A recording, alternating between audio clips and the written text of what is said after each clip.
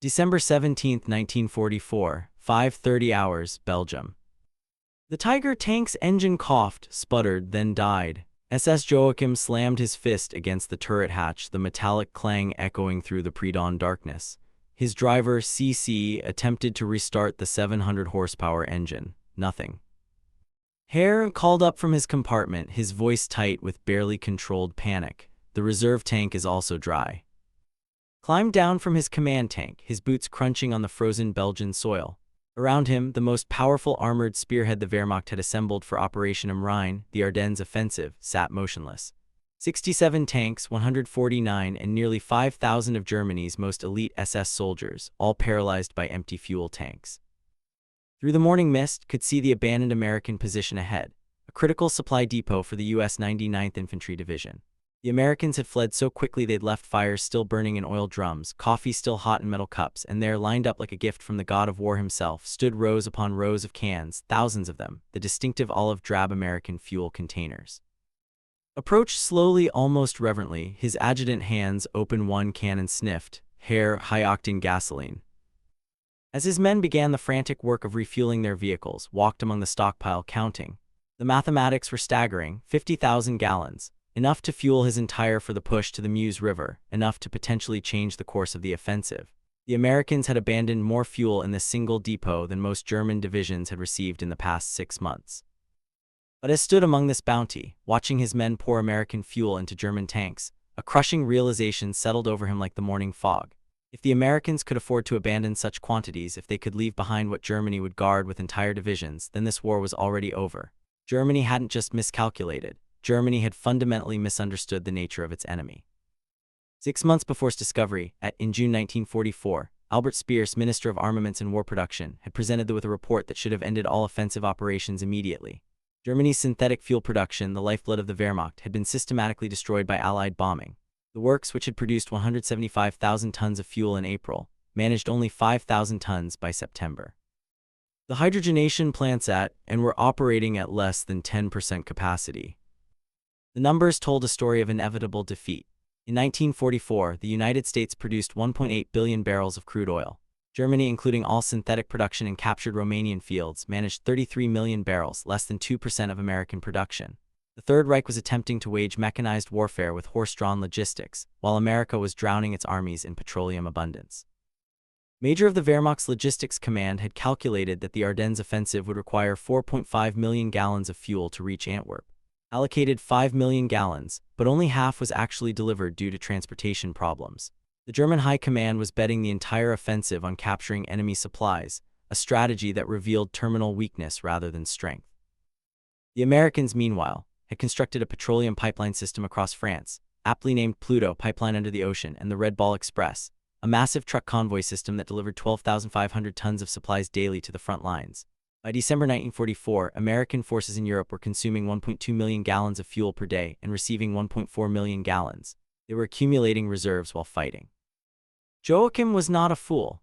At 29, he was one of the youngest regimental commanders in the SS, holder of the Knight's Cross with oak leaves and swords, veteran of the Eastern Front, where he had learned that in modern warfare, fuel was more precious than ammunition. His had been designated the decisive point of the entire Ardennes offensive. On December 14, 2 days before the offensive, attended the final briefing at General commanding the 6th SS Panzer Army was blunt. You will have enough fuel to reach the Meuse if you capture American supplies. The fuel allocation for was 31,000 gallons, enough for 50 miles of combat operations. The distance to the Meuse was 65 miles. The mathematics of failure were built into the plan from the beginning.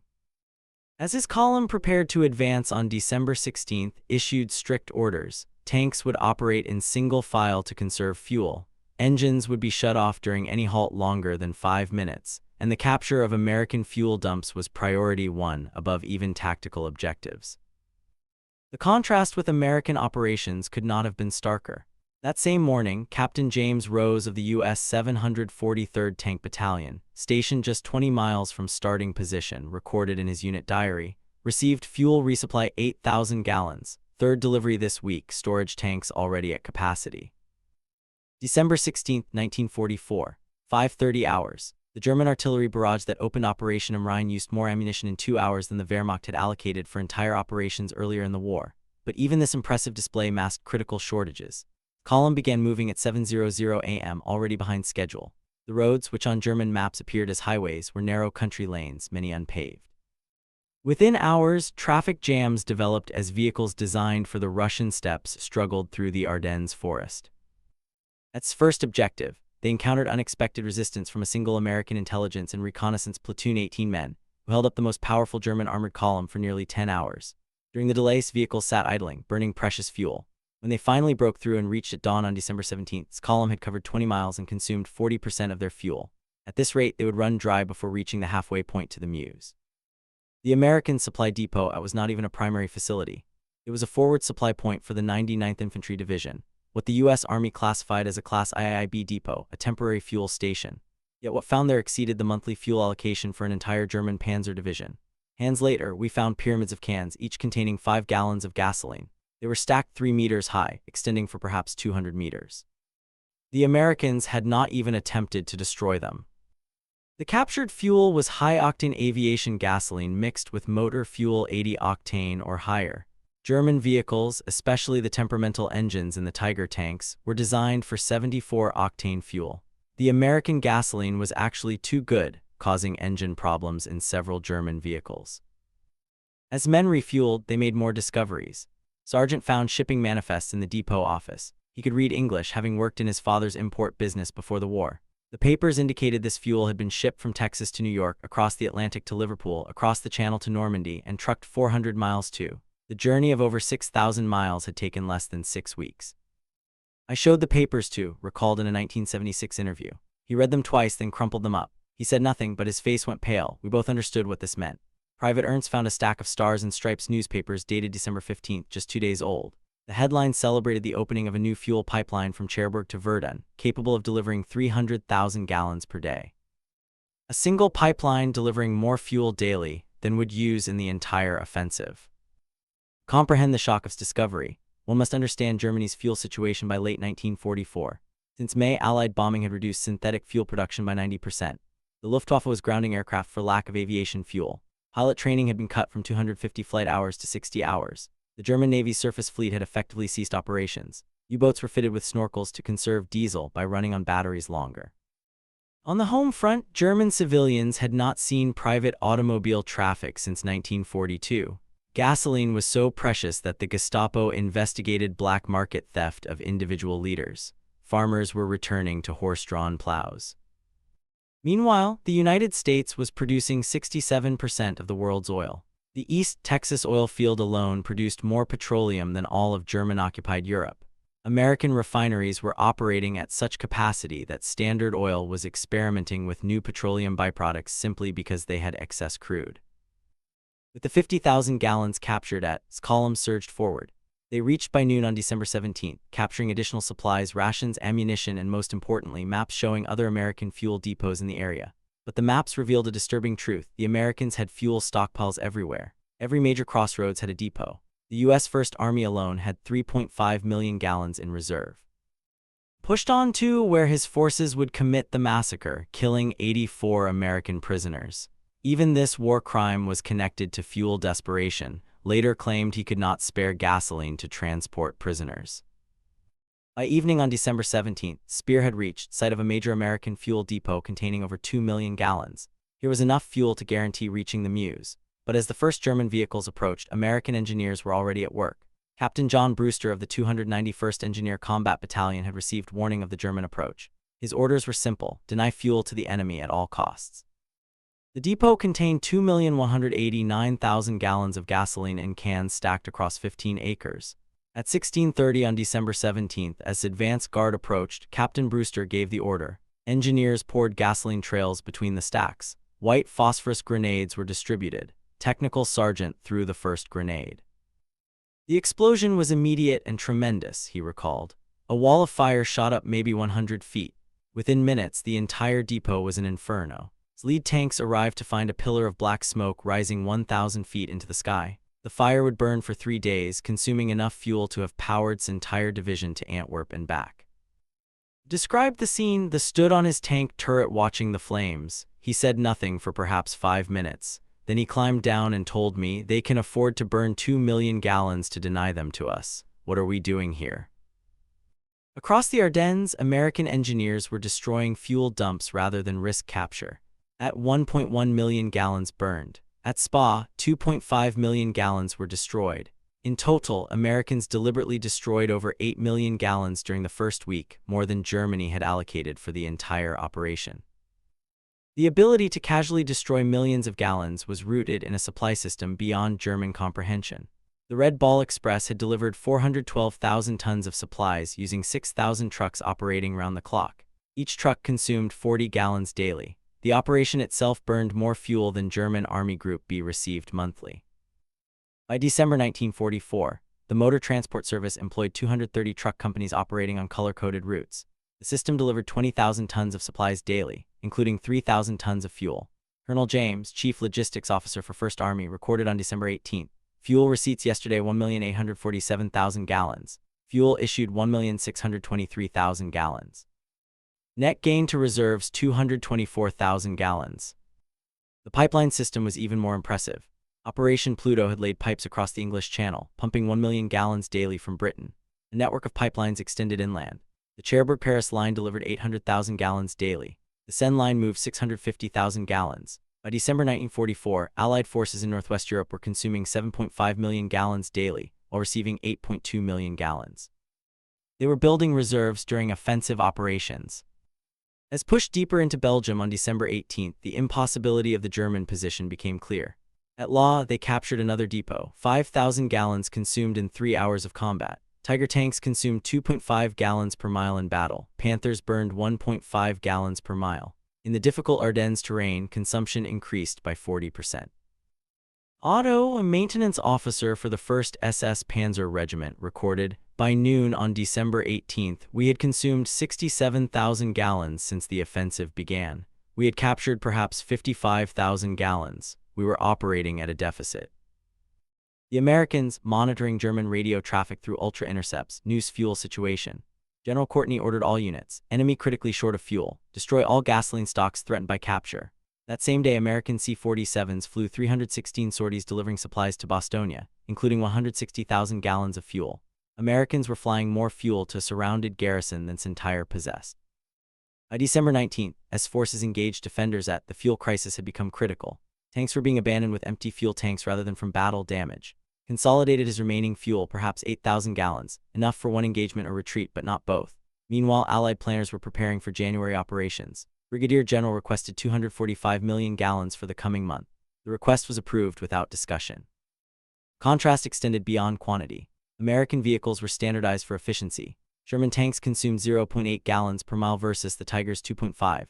American trucks got 8 miles per gallon fully loaded. Parts were interchangeable maintenance. German forces operated a bewildering array of captured and manufactured vehicles with different requirements. French tanks needed different oil than German Panthers. Soviet trucks required different parts than German.